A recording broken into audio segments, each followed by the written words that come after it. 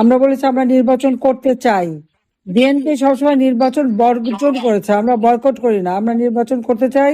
আওয়ামী লীগের উপর থেকে যে আওয়ামী লীগের যে নিষেধাজ্ঞা, সেই নিষেধাজ্ঞা প্রত্যাহার করতে হবে। আওয়ামী লীগের উপর থেকে নিষেধাজ্ঞা তুলে নিতে হবে, আওয়ামী লীগকে ইলেকশন করতে দিতে হবে। কারণ আওয়ামী লীগ এদেশের একমাত্র সংগঠন, যে সংগঠন 1949 সালে এই সংগঠন প্রতিষ্ঠিত হয়। এই সংগঠনের মাধ্যমে জাতির পিতা বঙ্গবন্ধু শেখ মুজিবুর রহমান বাংলাদেশের মানুষকে স্বাধীনতার চেতনায় উদ্বুদ্ধ করে দেশের স্বাধীনতা এনে দেন। আওয়ামী লীগ কখনোই নির্বাচন ছাড়া ক্ষমতায় যায়নি। প্রতিষ্ঠা লগ্ন থেকে এ পর্যন্ত হিসাব করে দেখা যায় যে 13টা নির্বাচন হয়েছে, সে পাকিস্তান আমলে এবং বাংলাদেশ আমলে। 9 বার আওয়ামী লীগ সরকার গঠন করেছে জনগণের ভোটে নির্বাচিত হয়ে। ডক্টর মোহাম্মদ ইউনূস অবৈধভাবে ক্ষমতা দখল করে আমাদের দেশটাকে সম্পূর্ণ ধ্বংসের দিকে নিয়ে গেছে। এখন একটা নির্বাচন দিয়েছে, অথচ আওয়ামী লীগের নির্বাচন করতে দেবে না। যেখানে 2008 সালে নির্বাচনে আওয়ামী লীগ 48% ভোট পায়, আর আজকে সেই আওয়ামী লীগ বা সমস্ত ভোটারদেরকে বঞ্চিত করতে চাচ্ছে মিথ্যা মামলা দিয়ে, সাজা দিয়ে, নানাভাবে হয়রানি করে আমাদের দেশের সমস্ত মানুষকে আজকে একেবারে বঞ্চিত করে দিচ্ছে। কোনো গণতন্ত্র নেই, এখন হচ্ছে স্বৈরতন্ত্র এবং জঙ্গি শাসন। তো কথা কথা আমাদের নেতা কর্মীদের হত্যা করে। একটা মিথ্যা বয়ান দিয়েছে 1400 লোক নাকি আমরা হত্যা করেছি, কিন্তু দেখা গেল সেই জুলাই 16 তারিখ থেকেই প্রথম ছাত্রলীগের ছেলেকে হত্যা করলো, যুবলীগের জুলাইকে পা বেঁধে ঝুলিয়ে মারলো, পুলিশকে হত্যা করলো, 460টা থানা লুট করলো, লুটের অস্ত্রশস্ত্র আবার বিক্রি করে খায়। এবং এই অবৈধ অস্ত্র এবং নিয়ে আজকে সারা দেশ একটা জঙ্গির দেশে পরিণত হয়েছে। প্রতিদিন আমাদের কারাগারে মানুষ হত্যা করছে, প্রায় 112 জনকে কারাগারে হত্যা করেছে। এই অবস্থা, মানুষের কোনো মৌলিক অধিকার নাই, গণতান্ত্রিক অধিকার নাই, মানুষের বেঁচে থাকাটাই একটা কঠিন হয়ে গেছে। জঙ্গি ইউনূস, বিএনপি এবং জামাত শিবির এদের দ্বারা ইউনিয়ন, ওয়ার্ড, জেলা, উপজেলা নেতাকর্মীদের ঘর বাড়ি জ্বালিয়ে পুড়িয়ে ছারখার করে দিচ্ছে। কথায় কথায় মানুষ হত্যা করছে। মা বাবা ভাই বোন কাউকে ছাড়ে না, এমনকি শ্বশুর বাড়ির লোকও ছাড়ে না। সবার বিরুদ্ধে মিথ্যা মামলা, হয়রানি, কেউ ঘরে থাকতে পারে না। মাসের পর মাস আমাদের ছেলেপেলেরা মানে মাঠে ঘাটে কোথায় থেকে যাচ্ছে, থাকা নাই, খাওয়ার জায়গা নাই। এই অবস্থার মধ্যে দিয়ে দেশ চলছে। এই অন্ধকার যুগ থেকে বাংলাদেশকে বের করে আনতে হবে। আমরা বলেছি আমরা নির্বাচন করতে চাই। বিএনপি সবসময় নির্বাচন বর্জন করেছে, আমরা বয়কট করি না, আমরা নির্বাচন করতে চাই। আওয়ামী লীগের উপর থেকে যে আওয়ামী লীগের যে নিষেধাজ্ঞা, সেই নিষেধাজ্ঞা প্রত্যাহার করতে হবে। আওয়ামী লীগের উপর থেকে নিষেধাজ্ঞা তুলে নিতে হবে, আওয়ামী লীগকে ইলেকশন করতে দিতে হবে। কারণ আওয়ামী লীগ এদেশের একমাত্র সংগঠন, যে সংগঠন 1949 সালে এই সংগঠন প্রতিষ্ঠিত হয়। এই সংগঠনের মাধ্যমে জাতির পিতা বঙ্গবন্ধু শেখ মুজিবুর রহমান বাংলাদেশের মানুষকে স্বাধীনতার চেতনায় উদ্বুদ্ধ করে দেশের স্বাধীনতা এনে দেন। আওয়ামী লীগ কখনোই নির্বাচন ছাড়া ক্ষমতায় যায়নি। প্রতিষ্ঠা লগ্ন থেকে এ পর্যন্ত হিসাব করে দেখা যায় যে 13টা নির্বাচন হয়েছে, সে পাকিস্তান আমলে এবং বাংলাদেশ আমলে। 9 বার আওয়ামী লীগ সরকার গঠন করেছে জনগণের ভোটে নির্বাচিত হয়ে। আর অপরদিকে ওই বিএনপি অথবা অন্যান্য দল, যা আমরা দেখি 1975 সালে 15ই আগস্ট জাতির পিতা বঙ্গবন্ধু শেখ মুজিবুর রহমানকে হত্যা করে, এই যে হত্যাকূট ষড়যন্ত্রের মাধ্যমে যে ক্ষমতা দখলের পালা, তারপরে এদেশে মানুষের জীবনে শান্তি ছিল না, উন্নতি ছিল না। অথচ একটা যুদ্ধ বিধ্বস্ত দেশ গড়ে তুলে জাতির পিতা বাংলাদেশকে স্বল্পোন্নত দেশে উন্নীত করে গিয়েছিলেন। আপনারা দেখছেন যে জিয়া রহমান ক্ষমতা আসার পর এই জামাত শিবির, যারা পাকিস্তানি হানাদার বাহিনীর দোসর ছিল, আলবদর রাজাকার বাহিনী গঠন করে মেয়েদেরকে সেনাবাহিনী ক্যাম্পে দিয়ে তাদের উপরে নির্যাতন, ঘরবাড়ি লুটপাট, আগুন দেওয়া, পোড়ানো, এই তাদেরকে আবার রাজনীতি করার সুযোগ, ভোটের অধিকার সুযোগ দিয়েছিল। যে গোলাম আজম পাকিস্তানের পাসপোর্ট নিয়ে চলে গিয়েছিল, তাকে ফেরত নিয়ে আসা। অর্থাৎ স্বাধীনতার যে চেতনা, স্বাধীনতার যে লক্ষ্য, 30 লক্ষ শহীদের রক্তের সাথে বেইমানি করে বাংলাদেশটাকে ভিন্ন পথে নিয়ে যাচ্ছিল।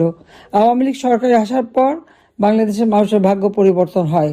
21 বছর পর আমরা সরকার গঠন করার সুযোগ পেয়েছিলাম। বাংলাদেশের মানুষের প্রত্যেকটা মৌলিক চাহিদা আমরা পূরণ করেছি, দেশকে উন্নত করেছি, মানুষের জীবনে শান্তি নিরাপত্তা দিয়েছি, জঙ্গিদের দমন করেছি, জঙ্গিদের হাত থেকে দেশকে আমরা রক্ষা করেছিলাম।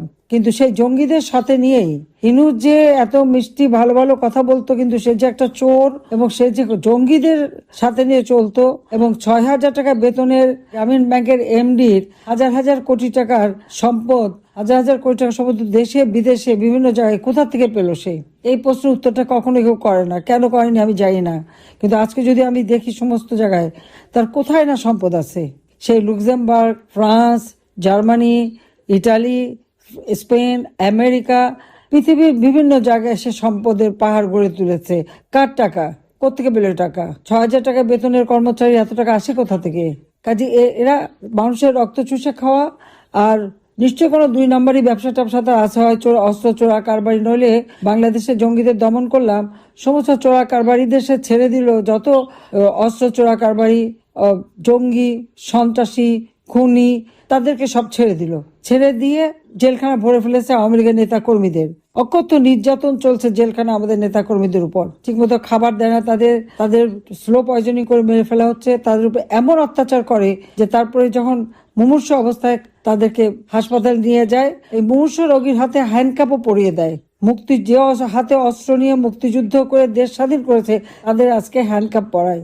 আর যারা এদেশের স্বাধীনতার বিরোধিতা করেছে এবং মা বোনদের পাকিস্তানি হানাদার বাহিনীতে তুলে দিয়েছে, বুদ্ধিজীবী হত্যা করেছে, গণহত্যা চালিয়েছে, আজকে তাদের গলায় ফুলের মালা ওঠে আর আমাদের মুক্তিযোদ্ধাদের অপমাননা করে, সমস্ত স্মৃতির জন্য মুছে দিয়েছে। এই তারেক রহমান 32 নম্বর আগুন দিয়ে পুড়িয়েছে। যুবদলের সেই কি রোমান হাওলাদার, সে প্রথম আগুন দেয়। এরপরে তো ইউনূসের বাহিনী আছেই, তারা যে 32 নম্বর বারবার 32 নম্বর উপর হামলা, আগুন দিয়ে পুড়িয়েছে, লুটপাট করেছে। ওর ইট কাঠেও তাদের ভয়, কোনো কিছু হলেই সেখানে আগে ছুটে যায়, সেখানে আবার আগুন দেওয়া, আবার ভাঙা। এদের ভাঙার আর শেষ হয় না। বাংলাদেশটাকে ভেঙে দিচ্ছে, দেশের মানুষের জীবনটা ভেঙে তছনছ করে দিচ্ছে। আর 32 নম্বর তো ভেঙেছে এবং মুক্তিযুদ্ধের সব স্মৃতি ছিল। আর আমাদের তো কিছুই নাই।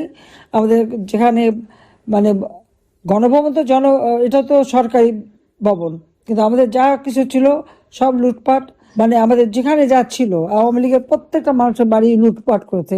এরা লুটপাট চুরি ছাড়া আর কিছু জানে না। আজকে নির্বাচন নামে প্রহসন করে তারা ক্ষমতায় যেতে চায়, জনগণের ভোটের অধিকার হরণ করতে চায়। কাজে এই অবস্থা থেকে দেশকে মুক্ত করতে হবে। যে আমাদের কথা স্পষ্ট, আওয়ামী লীগের উপর থেকে এই নিষেধাজ্ঞা প্রত্যাহার করতে হবে, আওয়ামী লীগকে নির্বাচন করার সুযোগ দিতে হবে। আমি ডক্টর ইউনূসকেই চ্যালেঞ্জ করি, সে আসুক না, ইলেকশন করে দেখুক, জনগণের ভোট নিয়ে ক্ষমতা যাক। কাজে এ লোকটা আমাদের দেশটাকে ধ্বংসের দিকে নিয়ে গেল। তার দোসর হলো এই জিয়াউর রহমান, যেটা রেখে গেছে তার সন্তান, যে 17 বছর পর যে মুচলেখা দিয়ে চলে গিয়েছিল জীবনে রাজনীতি করবে না, 17 বছর পরে দেশে ফিরে এসেছে।